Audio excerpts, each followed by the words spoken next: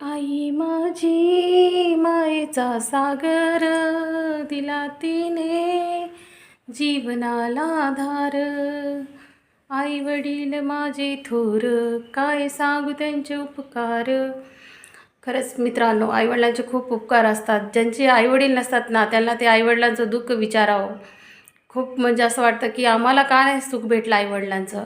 म्हणून म्हणते, आईवडिलांची सेवा करा, त्यांना सुखी ठेवा. तुम्ही जितके तीर्थयात्रा तुम्ही देवधर्म करत फिरसाल ना, तर तुम्हाला कुठंच तीर्थ भेटणार नाही. तुमच्या आईवडीलच ते तुमचे तीर्थ आहेत. म्हणून आईवडिलांची सेवा करा. हे जितके बी वृद्धाश्रम आहेत ना, ते आपण सगळे बंद करा. आईवडिलांनाच नाही वृद्धाश्रमामध्ये पाठवलं तर ते कुठून चलतील हो. त्याच्यामुळे आईवडिलांची सेवा करा. त्यांना वृद्धाश्रमात जाण्यासाठी मजबूर करू नका.